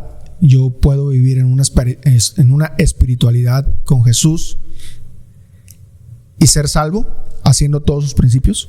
¿Yo puedo vivir en una espiritualidad y cómo? Yo puedo caminar en integridad y en una comunión con Dios, en la espiritualidad que uno tiene, en este caso una comunión con Dios, y ser salvo. Claro, sí, porque lo que tu salvación hace, lo que hace relucir a tu salvación, no es el hecho de como repite la oración. Sí, de repite la oración, sino de decir la integridad. Sí, cambiar tu manera de vivir, transformar el chip. Por eso Jesús le decía a Nicodemo, si no naces de nuevo, aunque conozcas toda la Biblia, porque Nicodemo era un maestro de la ley, si no naces de nuevo del espíritu y del agua, no vas a poder ver el reino de los cielos. Entonces, no hay salvación si no hay Jesús. Tiene que haber Jesús. Y ahí vemos la manera en que no repitió ninguna oración. Es correcto, sí. Solamente Jesús no fue y le dijo, métete al vientre y luego vas a decir ahí, acepto que el Señor sea mi Salvador. No, la verdad es que no. Y fíjate que yo lo he hecho como culto racional. Yo creo que se ha hecho tanto como un tabú, un cliché, no sé cómo decirlo, de decir, a ver, todos repitan después de mí, yo acepto a Jesús en mi corazón, esto y el otro, bla, bla, me arrepiento de mis pecados. Pero hacerlo ya una costumbre le pierde el sentido. Es como decir, otra vez van a volver a hacer lo mismo. Pero es el momento más íntimo de toda la congregación. En la iglesia, el momento más íntimo no es cuando tiras la palabra. Es un momento íntimo, pero no es cuando predicas. El momento más íntimo es cuando todos dicen, yo sí quiero seguir a Cristo. Ese es el momento más íntimo. Entonces, cuando tienes una convicción por ti mismo, que estás en la iglesia, claro, y sales, es cierto, le he regado todo ese tiempo, y sí quiero seguir a Dios. Entonces, porque la palabra te lleva a eso. Entonces te vas a tu casa y entonces comienzas una intimidad con Dios, que es cuando tienes tu día a día con Dios. Y entonces ahí empieza a fluir. Sí, ahí es diferente. Sí, porque hoy en día lo vemos en todas las iglesias. Es un cliché, es cierto, es un cliché que en todas las iglesias que vas a aceptar a Cristo en tu corazón y todo lo repiten. Y hasta te regalan algo, ¿no has visto? Sí. Yo he ido a una iglesia donde me dijeron, no, acepta a Jesús en tu corazón y te dan unos dulces. Sí. Entonces fomentas a que la gente acepte a Jesús por los dulces. Yo lo vi. Yo lo vi. Sí lo vi. Y lo viví porque había gente que había recibido a Cristo en su corazón y nada más por recibir lo que le iban a dar, volví a ir y te quedabas tú, pero no había recibido a Cristo en su corazón ya. Sí, y luego los ves 2 meses después y otra vez vuelven a ir a la iglesia. Y otra vez aceptar otra vez a Jesús. Entonces, tú dices, esto no puede ser así. Creo que más de aceptar a Cristo en su corazón es reconocer que estás fallando y que quieres cambiar tu vida una vez más. no tanto por repetir la oración, sino de tú darte cuenta de que estás fallando en lo que estás viviendo y decir, sí, estoy totalmente fallando, entonces quiero regresar a Dios, quiero volver a Dios, quiero regresar a lo que es correcto, a estar en integridad con Él, a tener una comunión, una intimidad con Él. Fíjate, en uno de los centros de rehabilitación a donde voy, me dice, voy con un rehabilitado, un paciente, y empiezo a platicar con él. Él se quería quitar la vida, tiene 23 años, empezó con un vidrio a rajarse aquí en la piel, y me dice el padrino, es que tengo que ponerle una persona porque en cualquier momento se puede quitar la vida. Entonces vamos, cae la presencia de Dios, recibe a Dios en su corazón, siente a Dios, está llorando y dice, ahora quiero vivir, nunca había conocido a Dios de esta manera. Y luego pasa el tiempo y lo ves actuando de cierta manera y tú dices, caray, o sea, sí, Dios cambió tu vida y todo eso, pero es de vivirla todos los días, porque lo ves hablando con maldiciones y dices, como que esto no lo haría una persona que vive dentro. Entonces es un estilo de vida. Es un estilo de vida. ¿Cómo hacer una persona su estilo de vida Dios? Uy, muy fácil. Hay una frase de un pastor que yo sigo mucho, el pastor Héctor Andrade. El pastor Héctor Andrade dice, no la vas a armar sin el Espíritu Santo. Entender que no la vas a hacer es el punto clave para vivir. Por decir, hay personas que viven con cáncer, con SIDA, con enfermedades y saben que no la van a armar con la medicina. Tienen que recurrir hacia alguna fuerza externa. Y muchos malamente se van a la brujería, a todos estos ciencias esotéricas, por así decirlo, pero entender que no la vas a hacer en tu vida sin Él es la clave. Aquí entra algo que tú me comentas o dices acerca de esto, que no la vas a hacer, pero hay personas que son prósperas pero que no tienen a Dios. ¿Cómo aplica eso en la vida de ellos o cómo realmente funciona? Mira, porque me estás diciendo es que el pastor Héctor Andrade dice que no la vas a armar sin el Espíritu Santo, pero hay personas que la están armando y que no tienen al Espíritu Santo. Sí, es bien fácil. Cuando tú te vas a la palabra, te encuentras que una de las ofertas de Satanás para Jesús fue la siguiente: si te arrodillas ante mí, te daré la mitad de mi reino, la mitad de mis riquezas y todo lo que se me ha entregado. La realidad es que va a sonar bien hereje lo que voy a decir, pero la realidad es que Satanás también te prospera. También te prospera. Porque a Satanás no le conviene que tú hagas finanzas del reino y que camines dentro del reino, porque él te va a decir, aquí tienes toda la comodidad, aquí yo te voy a dar lo que quieras. Pero ¿a qué precio? Al precio de no tener una alma salvada, el precio de no tener la seguridad de que vas a volver a reunirte con tus seres amados al finalizar tu vida, el precio de perderlo todo por quererlo todo, no vale la pena. Entonces hay personas que se rigen bajo el mundo de lo que Satanás ofrece, y Satanás, la verdad, ofrece algo muy, muy tentable. Así se acercó con Jesús. Le dijo, te ofrezco la mitad de mi reino, te ofrezco todas las riquezas. Pero Jesús, ¿qué le dijo? No. Dijo no. Entonces esas personas son prosperadas por eso mismo, porque son cosas que se mueven en el mundo. La Biblia dice, porque le dice a los discípulos, porque ustedes están en el mundo pero no son del mundo. Entonces, cambiando un poquito esto a lo contrario, ellos están en el mundo y están trabajando para el mundo, y el mismo mundo les está proveyendo, pero la realidad es que su alma está entregada hacia el mundo. ¿Hay vida después de la muerte? Claro, hay vida. La Biblia dice que Él es la resurrección, que Él es la vida. Entonces Él tiene una promesa maravillosa, que es que al finalizar nuestra vida, Él nos va a levantar y nos va a hacer parte de su reino. Y para los que todavía no finalizan su vida, cuando Él regrese, Él nos va a arrebatar para hacernos parte de su reino. ¿Cómo es ese arrebatamiento? Hay una parte que a mí me encanta leer en la Biblia, que habla sobre que Él nos preparó una ciudad nueva, un lugar nuevo donde nosotros habitemos con Él y Él con nosotros. Y dice la Biblia que cuando nosotros, primero van a ser levantados los muertos para llevarlos a juicio. Dice la Biblia que van a ser levantados y luego después de eso van a ser arrebatados todos los que están en la tierra, para poder ir a ese lugar que Dios preparó para habitar en medio de nosotros. Hay unas personas que dicen que se puede ver y hablar con las personas que ya fallecieron, pero bíblicamente, ¿cómo funciona esto? o no funciona? Porque algunas personas creen que eso puede pasar. Mira, hay una rama de esa ciencia que es o sea, no tiene nada que ver con Dios. Lo que dicen ellos, que se llama hoy no recuerdo cómo se llama. La necromancia, que es el hablar con los muertos y esto y lo otro y así. Pero la necromancia obviamente no tiene nada que ver con Dios.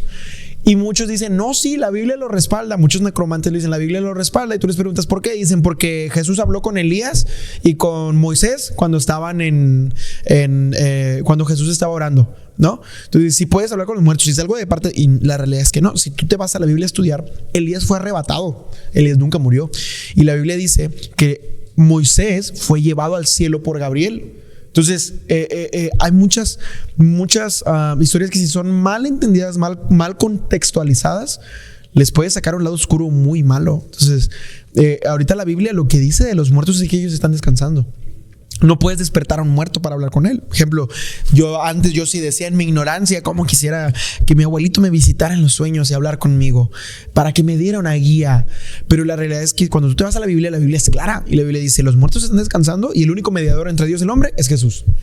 Entonces, mi esperanza está en que Jesús me va a regresar a su reino y ahí voy a poder toparme de regreso de nuevo a toda mi familia, a todas las personas que algún día perdí. ¿Cómo es un apocalipsis? Porque hay muchas teorías hoy en día del apocalipsis, de que sucederá esto, que sucederá aquello. ¿Cómo es realmente un apocalipsis bíblico para estos tiempos? Fíjate que ya lo estamos viviendo, porque muchos dicen, no, el apocalipsis va a llegar. Yo creo que ya está. Hay en primera de Pedro dice, no ignoren el espíritu del anticristo, el cual ya está operando entre vosotros. Muchos dicen que el anticristo va a llegar cuando venga la tribulación o que venga el apocalipsis. La realidad es que ya está operando todo eso. El anticristo es meramente todo aquel que va en contra de Cristo, que va en contra de los pensamientos, de todo lo que Cristo nos dejó. Entonces realmente la operación del espíritu del anticristo ya está funcionando. ¿Y qué ves por todos lados? Terremotos, hambrunas, pasó esto de la pandemia de COVID, que fue algo global, que lo hablaba de enfermedades, y lo ves todo repartiéndose, iniquidad, que es separarse de Dios. Lo ves alrededor de todo el mundo y la realidad es que ya lo estás viviendo. Que se va a intensificar, claro que se va a intensificar a un punto en el cual tengas que llegar, tal vez ser sometido a dejar a Dios de lado para poder vivir como el mundo quiere. Claro que se intensifica hasta ese punto, se intensifica hasta el punto de una persecución hacia la iglesia cristiana, que es algo profético dentro de la Biblia, pero es algo que ya estamos viviendo. Entonces, de hecho hay una frase que a mí me encanta mucho, que es: Jesús no viene por una fecha. Jesús no está esperando una fecha, está esperando una cosecha. Entonces, el mayor grado de saber que algo está por iniciar en el mundo no es lo malo que está sucediendo, sino que se está levantando una cosecha de almas para que venga el gran agricultor y levante su cosecha.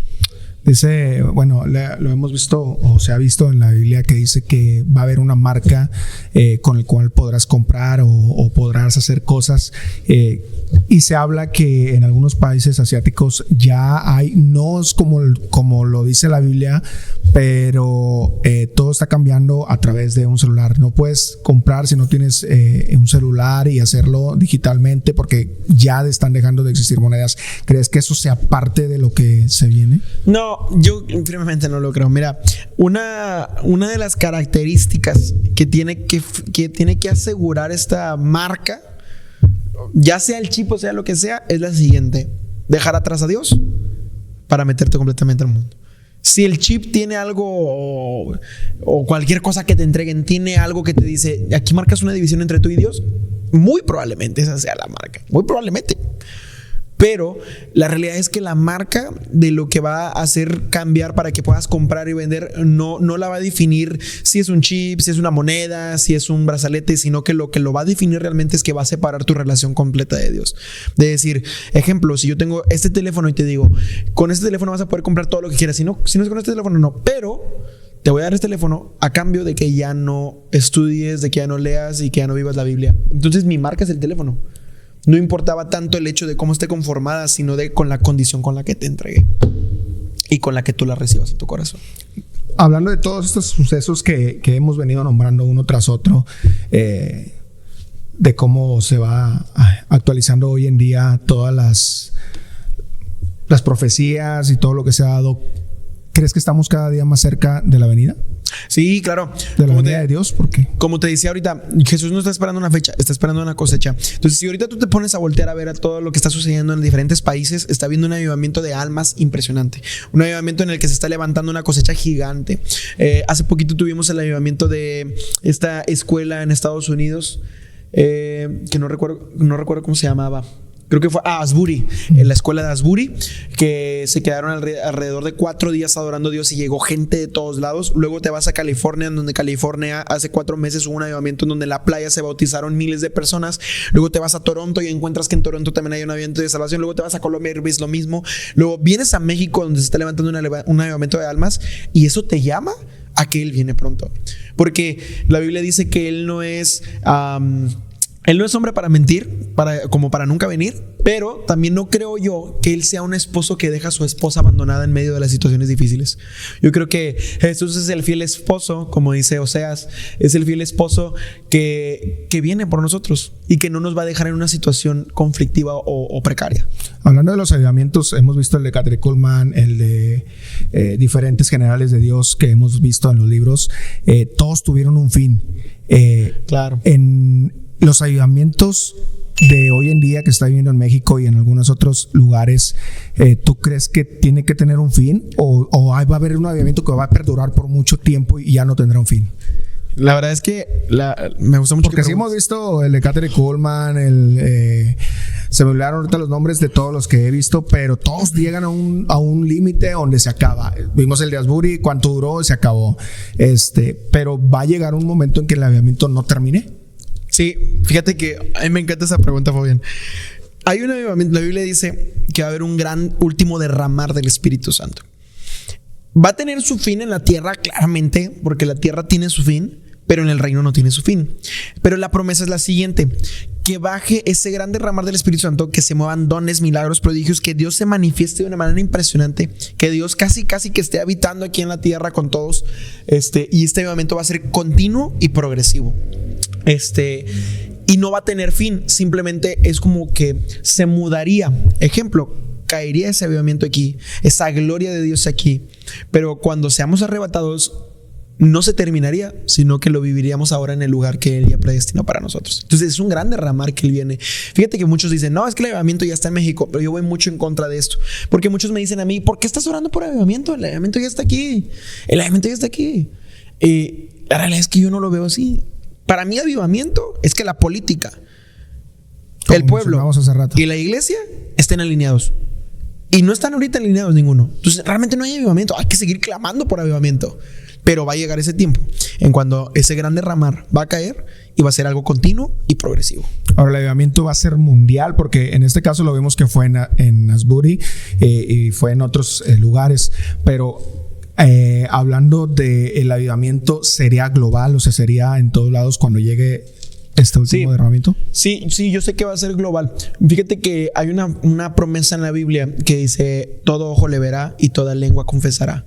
Entonces, no deja exento a nadie. Si tú lees muy bien, no diría ahí de que simplemente esta tribu, simplemente este país, sino dice todo ojo y toda lengua, toda rodilla se doblará. Son 3 cosas muy importantes. Entonces, yo creo que es parte de, por eso Dios, pues bueno, hizo el cuerpo de Cristo, que es pastores, evangelistas, maestros, profetas, de todo, apóstoles, para poder funcionar en diferentes asignaciones, en diferentes países, lugares, movimientos, ciudades. Entonces yo creo que todo ojo le va a tener que ver. ¿Qué le dirías a una persona que tiene su vida arruinada? La verdad es que lo que le diría a una persona arruinada sería que pruebe lo mismo que yo probé, porque yo también era una persona arruinada. Pero es cómo hacerla cambiar a que la pruebe si está obstinado a que cree que no puede hacer un cambio a través de lo que tú viviste, porque no es la misma situación la tuya a la que él está viviendo, y algunos dicen, no, es que no quiero, o sea, eso yo sé que no me va, yo siento que no me va a ayudar. ¿Cómo hacerla cambiar la mentalidad para que eso suceda?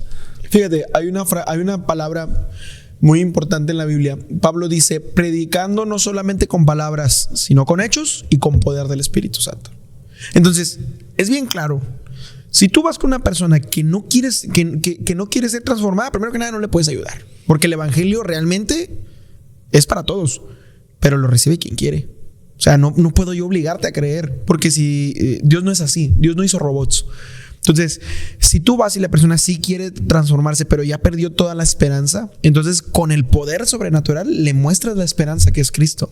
Y entonces empiezas a decirle, tal vez a mí me ha tocado la mayoría de veces que evangelizo, yo no evangelizo con mi testimonio, yo evangelizo presentándole a la persona que ha cambiado el rumbo de la historia. Me han tocado a veces personas que creen que saben un chorro, Fabián, que son ateos a hueso duro.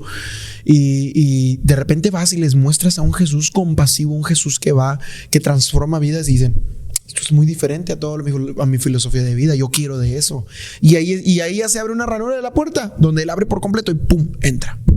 Pero la idea completa es que vayas y no solamente con palabras, sino que lo demuestres con poder, con amor. Que si ves a alguien en situación de calle, no te duele ir a darle un abrazo aunque huela a drenaje, porque literalmente es una situación que pasa. Es una situación que pasa. Una vez en la iglesia entró una persona que está en situación de calle y entra oliendo malo. Es un olor que cuando tú estás viviendo en la calle, pues eso es lo que se hace. Entonces, acerca de ese punto, lo que yo he visto es cuando entra una persona a una iglesia, la mayoría de las veces lo que hace es entra la persona, ¿verdad? Y lo primero que quiere hacer la iglesia, yo lo he visto, nadie me lo ha platicado, yo lo he visto, lo primero que hacen es sacarlo. Sí. O sea, lo primero que hacen es, está toda la iglesia y el cuate viene pues oliendo mal porque es una persona que viene de calle, y lo primero que hacen es sacarlo y llevárselo para afuera. En algunos casos no lo dejan entrar o lo tienen retenido, etcétera, etcétera. Sí, lo he visto mucho. Fíjate que yo creo que nadie en la iglesia tiene el permiso de hacer eso, ni incluso el pastor, porque al final de cuentas tú levantas una iglesia para el propósito de Dios, y lo que Dios quiere es que todos entren a la casa de Dios. Obviamente no por eso significa que le vas a dar libertad. Tenemos un caso donde entró una persona en situación de calle, te comentaba, y entró al baño y hizo un destrozo en el baño. Entonces, obviamente no lo vas a correr ni nada de eso, pero simplemente hay maneras de controlar la situación con amor. Por eso es lo que te digo, no basta con palabras que prediques, sino que demuestres con poder y con amor lo que estás hablando. Entonces, el hecho de ir y tomar a una persona en situación de calle, abrazarla, recibirla como una persona totalmente como tú te ves, eso es lo que habla que sí tienes a Cristo. Porque muchos van bañaditos y que dicen, ay, no, voy a terminar oliendo bien feo. Ay, no, no puedo acercarme porque le huele mal la boca, porque trae los pantalones rotos, porque no trae ropa, que ha sucedido en la calle, en el centro. Pero el amor de ir con una cobija, a cobijar, abrazar, el amor de llegar con un plato de comida y decir, esto viene de parte de Dios, esto es algo que Dios tiene para ti, eso transforma la vida, eso cambia. Hace poquito estaba con un rehabilitado, un paciente, y fui, me le acerqué y le dije, el Espíritu Santo me dice que te diga que eres tu hijo y Él te ama. Yo dije, pues es algo que siempre escuchamos, ¿no? Eres tu hijo y te ama. Y él voltea conmigo y me dice, una persona que mide 2 metros, bien gigante, o sea, no sé qué lo has de conocer, y se me queda viendo y me dice, es que se murió mi papá y yo extrañaba mucho que me dijeran, hijo, te amo. Entonces él era muy apático a la presencia de Dios, pero cuando se le dijo eso, el amor de Dios lo quebró y Dios entró y transformó. Se dice que vivimos bajo la gracia hoy en día. Y hay un versículo que yo he escuchado que dice, y conoceréis la verdad y la verdad os hará libres. Pero dentro de esa libertad, en el ámbito del cristianismo, hemos visto que la libertad la han llevado a la extrema gracia. Es decir, que todo lo hacen con la justificación de como ya han sido libres y como ya están bajo la gracia, tienen permitido hacer todo eso. ¿Qué piensas acerca de eso? Fíjate que hay un concepto, se estudia 2 pensamientos, que es el calvinista y el arminiano, ¿no? Que hablan de este mismo concepto de la gracia. ¿Qué es el calvinista para los que no saben? Para el calvinista es mira, básicamente de estos 2 pensamientos lo voy a poner bien sencillo. Es las personas que piensan que se puede perder la salvación o no por el tema de la gracia, o que se puede abusar de la gracia o todo eso, así de simple. El punto es que hay gente que abusa de la doble gracia, y a mí no me gusta para nada ese tema, pero sé que la gracia es el camino para llegar a la gloria, de Dios. El punto es que voy a decir algo que va a sonar súper mal, pero lo digo con un propósito. la gracia se me hace el kindergarten de la gloria. Yo creo que vivimos en la gracia, pero no para estar atados siempre a me voy a estar equivocando, voy a estar siempre cometiendo errores, pero no pasa nada porque la gracia me abraza. Voy a estar haciendo esto que está mal o me voy a equivocar, pero no pasa nada porque la gracia me recibe. Y haces de la gracia una burla, porque la gracia meramente no viene a justificar tus problemas, sino que viene a recordarte que tienes un problema y que sí te va a volver a levantar, pero que tienes algo que arreglar.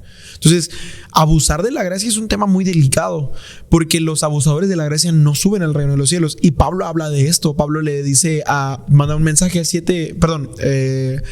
Juan, cuando escribe los 7 mensajes de las iglesias, que va y le dice a ciertas iglesias, tengo contra ti que has dejado tu primer amor, tengo contra ti esto y el otro. Y en uno de esos mensajes habla de eso, de una iglesia que está totalmente pecado porque está abusando de la gracia, porque dicen, ay, voy a pecar, vamos a tener problemas de sexualidad en la iglesia, que al cabo al final Dios nos perdona, ¿no? Entonces, la realidad es que cuando tú ves ese mensaje de dirigidos a la iglesia, habla de pura condenación, de decir, regrésate a mí. O sea, Dios les dice, regrésate a mí o piérdete. Entonces, el tema de abusar de la gracia es algo muy, muy, muy, muy delicado. Y yo puedo decir, porque también suena ofensivo decir la gracia es el kindergarten, pero no por mar, sino en el aspecto de decir es el puente que te lleva, porque por gracia todos estábamos, pero si en la gracia permaneces siempre sentado, siempre establecido, pues nunca vas a poder ver la gloria. La gracia es el puente. Imagínate que tú estás entre tu salvación, la gracia y la gloria de Dios, y tú ya saliste de la salvación porque ya eres salvo, ¿no? Y entras a la gracia, y acá en la gloria estás viendo toda la manifestación del Espíritu Santo de una manera impresionante, el mover de Dios, todo lo que Dios tiene preparado para ti, pero decides quedarte en el puente a ver cómo el río fluye nada más. Entonces eso es bien impresionante, porque la gracia es el puente que te está conectando, pero te estás perdiendo de algo más. No puede ser la gracia al final. Yo no creo que yo amo y predico sobre la gracia de Dios porque es necesaria, es meramente necesaria en todos los aspectos, pero siempre digo lo mismo, la gracia solamente es el puente que siempre vas a estar utilizando porque siempre te vas a estar equivocando, pero la gloria es el resultado, porque la gloria no tiene límite y la gracia sí. Un día la gracia te va a decir, ¿estás abusando de mí? Ok, entonces no vas a llegar a la salvación porque te estás aprovechando de ella, te estás aprovechando de la gracia. Pero cuando ya sabes cómo vivir en gracia de Dios, en cómo vivir en una vida en plena en el Espíritu Santo, donde la gracia te llevó, entonces ya no disfrutas simplemente de la gracia, sino de lo más allá que es Dios. Y a mí siempre me gusta pensar que la gloria de Dios es ese poder infinito, ese producto infinito para nosotros. Entonces no creo yo en un Dios que simplemente tenga algo y ahí se quede, sino que creo que hay algo más. Ok, entras y dices esta parte de que dices, entras o piérdete. La gracia es un puente, pero hay quienes dicen, mencionas entra o pierde, o sea, entra a lo que sí o piérdete. Pero hay quienes creen que la salvación se pierde y hay otros que creen que la salvación no se pierden y por eso hacen las cosas y con un fundamento, al fin que tengo la gracia de Dios y la salvación no se pierde, entonces puedo hacer deliberadamente lo que a mí se me antoje. Bueno, este pensamiento siempre se ha estado peleando. El arminiano, el calvinista siempre está diciendo no, que si se pierde, que no se pierde. Yo les digo algo a ellos, mi postura ahorita la digo, pero yo les digo algo a ellos: entre que no se pierde y entre que se pierde y que no se pierde, tú vive una vida conforme al Espíritu Santo. O sea, entre que sí se pierde y entre que no se pierde, tú sigue predicando. Entre que se pierde y no se pierde, tú sigue preocupándote por tener una vida. Porque la realidad es que si se pierde o no se pierde no es lo relevante, sino cuánto te esfuerzas tú todos los días por vivir una vida de acuerdo al Espíritu Santo. Entonces, al final van a decir, no, pero imagínate que estoy viviendo una vida después del Espíritu Santo y pierdo. Es que no puedes perder algo con lo que se supone que estás haciendo comunión todos los días. Entonces, si no se pierde, pues entonces nada más sigue viviendo normal con el Espíritu Santo de acuerdo a una vida de Jesús. Entonces es lo mismo que yo les digo: entre que se pierde o que no se pierde, simplemente sigue viviendo bajo la comunión con el Espíritu Santo. Y mi postura ante que se pierda o no se pierda, porque muchos sacan citas de todos lados, es la misma. Es decir, si se llega a perder o no se llega a perder, no me preocupa si se pierde o no se pierde, porque yo me estoy encargando de vivir una vida de acuerdo al Espíritu Santo. Entonces, eso que yo estoy aprendiendo es lo mismo que le voy a cultivar a las personas que estoy alcanzando para Cristo. Oye, no te preocupes por si se pierde o no se pierde. La promesa es que vas a ser salvo mientras tú mantengas un estilo de vida de acuerdo a lo que Jesús quiere. Una vida en rectitud, una vida en camino caminar con Jesús. ¿Qué hacer cuando una persona cae o peca? ¿Qué es lo primero que debe hacer? Y más estando dentro del evangelio. Fíjate que yo conocí a un pastor que una vez predicó y decía, hay dos líneas, ¿no? Hay una línea que es de acuerdo a la voluntad de Dios y otra línea que es el pecado o lo que no viene de parte de Dios, no meramente pecado, tus decisiones. Y dice que cuando tú pecas, la gracia va y te recoge de la línea de pecado porque te desviaste de la línea de la voluntad, te recoge, va y te coloca la línea de la gracia, donde eres perdonado, eres salvado y tienes propósito. Y es correcto, caminar, correr hacia la gracia de Dios. Por eso te digo que la gracia no la voy a invalidar porque es meramente por eso estamos aquí. Pero el hecho de que tú peques y Dios vuelva a restaurarte no habla de que la línea tenga que volver a suceder lo mismo 3 pasos adelante después. Sino que la Biblia, cuando tú te vas y ves el arrepentimiento, Pablo lo habla como un arrepentimiento genuino de transformación. No un arrepentimiento de decir, bueno, me equivoqué. No, de decir, ¿qué puedo hacer para cambiar la acción con la que me equivoqué y que no afecte a alguien más o que no afecte mi relación con el Espíritu Santo? Entonces volvemos a lo mismo. Es como la fe con la acción. Arrepentimiento con acción. O sea, me arrepiento, pero estoy haciendo algo para cambiar eso. Ok, pues David, me da mucha honor tenerte acá y que hayamos podido platicar de todo esto y aprender en todo momento. Yo creo que la gente que nos va a estar viendo va a aprender mucho acerca de todos estos temas que se han venido estando en este podcast, de lo que hablamos y todo. Tus redes sociales, ¿cómo te pueden encontrar, David? Sí, mira, me pueden encontrar como David Álvarez en Facebook, en Instagram también, o como Nata, que por mi segundo nombre es Natanael. Y o si no, también con redes, pues voy a hacer un poquito de spam, ni modo. También me pueden encontrar con la marca que es Desde el Aposento, que es donde estamos ahí haciendo la marca de las camisas. Ahí también vienen todos mis contactos, mis redes, o también por ahí pueden mandar mensaje y también van a llegar a mí. Y también ahí Desde el Aposento estamos subiendo los videos de cuando vamos a centros de rehabilitación, donde de repente testifican milagros y todo lo que Dios hizo con ellos. ¿Algo que quisieras decirle a la juventud en este momento? Sí, yo creo que nada más 3 palabras. Yo me he dado cuenta que vivir con hambre, con búsqueda y con intención por el Espíritu Santo transformó mi vida. Entonces tú puedes estar totalmente expuesto si tienes hambre por buscarlo y si ya quieres transformar tu vida. Y seguir a Dios no es meramente una religión, es una comunión con el Espíritu Santo, es muy diferente. Pues muchas gracias, David, por haber estado con nosotros hoy en este podcast y esperamos más adelante aventarnos otro tema por ahí. Eso, adelante. Pues gente, a toda la gente que nos acompañó el día de hoy en su podcast, gracias por habernos acompañado. Recuerde, si esto movió algo en su vida, si le dejó algo marcado, compártalo con alguien que sabe que va a necesitar escuchar este episodio. Y recuerden suscribirse a nuestro canal de YouTube y darle like, compartir y activar la campanita para que cada que haya un video nuevo les llegue a cada uno de ustedes. Mi nombre es Fabián Roth y así me puedes encontrar en todas mis redes sociales: Facebook, Instagram, TikTok, Spotify, para que ustedes puedan tener nuestro contenido. Gracias.